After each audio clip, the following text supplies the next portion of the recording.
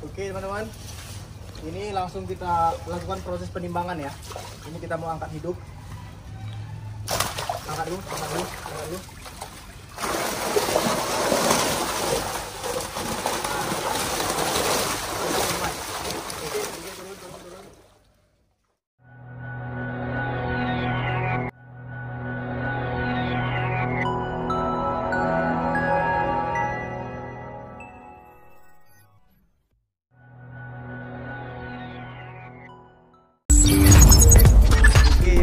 Teman-teman, di sini saya ingin memberikan langkah-langkah budidaya gurami dari awal sampai panen, teman-teman.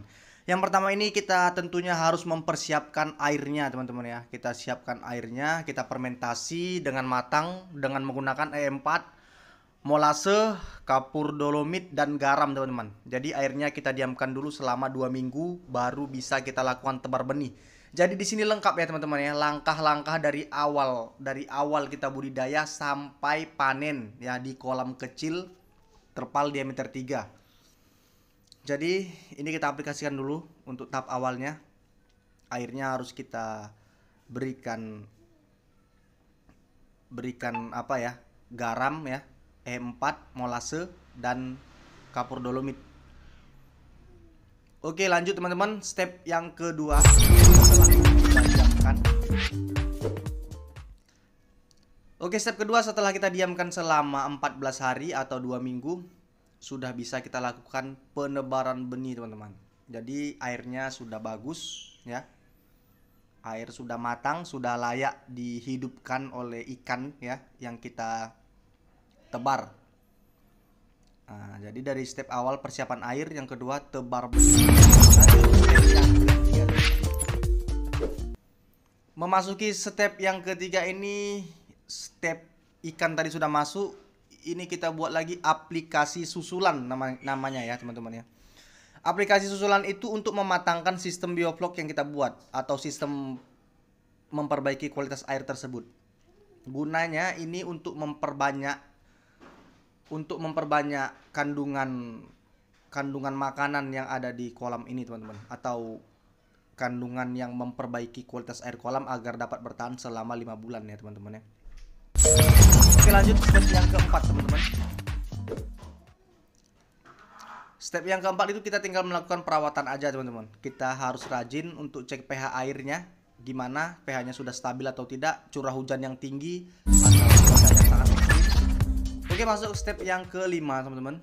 Step yang kelima setelah usia ikan itu di usia 5 bulan ya, usia 5 bulan itu harus kita lakukan pergantian air total agar kita bisa menghindari penyakit gurami ya.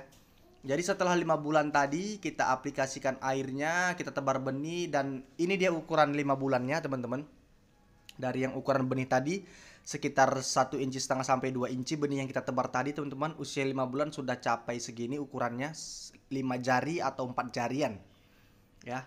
Ini harus kita lakukan pergantian air total seperti ini ya teman-teman, lalu kita isi lagi. Nah, lalu kita isi lagi. Dan nanti di sini kita ada lakukan setelah airnya penuh atau airnya setengah, kita lakukan lagi aplikasi terbalik namanya, teman-teman. Kenapa dibilang aplikasi terbalik? Sebenarnya sama aplikasinya di awal tebar sebelum tebar benih.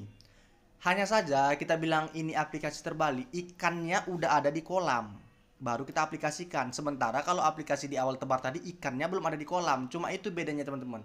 Untuk pengaplikasinya sama aja, untuk takarannya pun sama aja, teman-teman. Takarannya ya sama aja lah. Oke, setelah ganti air total, step yang keenam ya. Nah, ini dia tadi teman-teman yang saya katakan aplikasi terbalik. Di sini ikannya sudah ada, tetap kita aplikasikan garam, E4, molase, kapur dolomit. Oke, ini step yang selanjutnya, teman-teman. Step yang selanjutnya ini kita lakukan aplikasi. Setelah tadi aplikasi terbalik, ini kita tinggal lakukan perawatan saja, teman-teman. Tinggal kita lakukan perawatan, kita berikan lagi tambahan E4 ya, molase. Sebenarnya step by stepnya ini sangat mudah ya teman-teman, kalau bisa mempelajarinya, kalau sudah paham ya, sudah paham mengenal air atau menjaga kualitas air ya. Ini proses perawatan kita, teman-teman. Step ke-8 ya teman-teman ya. Masuk step ke-8, kita setiap bulan harus sedot sipon teman-teman. Karena ikan sudah besar ya, ikan sudah besar di atas 5 bulan ini perawatan lebih intensif lagi. Dasar kolam ini kita harus jaga betul. Ya, masuk step ke-9 ya teman-teman. Lakukan proses penimbangan ya. Dan step yang paling kita tunggu-tunggu teman-teman, yaitu step panen kita ya. Kita panen di usia 10 bulan.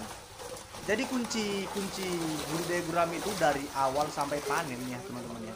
Kuncinya itu ada di menjaga kualitas air ya. Seperti tadi kita cek pH, apabila ada yang kurang pH-nya kurang naik atau kurang turun bisa kita setel ya teman-teman ya. Untuk penyetelan pH sudah saya buatkan videonya ya. Untuk menaikkannya tambahkan kapur dolomit, untuk menurunkannya tambahkan molase. Jadi untuk perawatan airnya sudah sangat lengkap ya. Teman-teman perlu menyiapkan pompa air agar dasar kolam itu bisa disedot ya teman-teman. Langsung kita lakukan proses penimbangan. Jadi seperti itu teman-teman ya, untuk budidaya gurami dari awal sampai panen ya teman-teman, step by stepnya.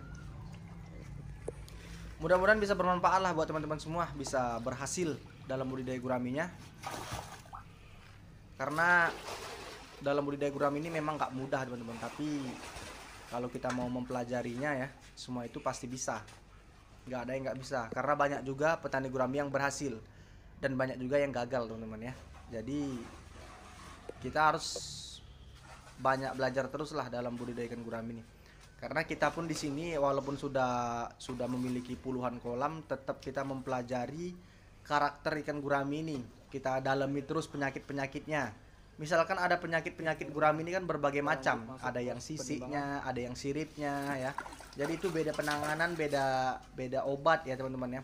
Ada yang udah parah, ada yang belum parah. Jadi ada step-step untuk pengobatan ikan gurami. Jadi nanti ke depan saya mau buat video untuk pengobatan ikan gurami agar teman-teman itu bisa lebih aman lagi budidaya guraminya ya, menangani penyakit ya. Lihat teman-teman. Itu yang paling penting saya rasa. Sehat-sehat ya teman-teman ya. Oke, mungkin sampai sini dulu penjelasan dari saya. Mudah-mudahan bisa bermanfaat, bisa menginspirasi buat teman-teman semua. Salam sukses dari saya, pengusaha muda, karena yang muda yang harus berkarya.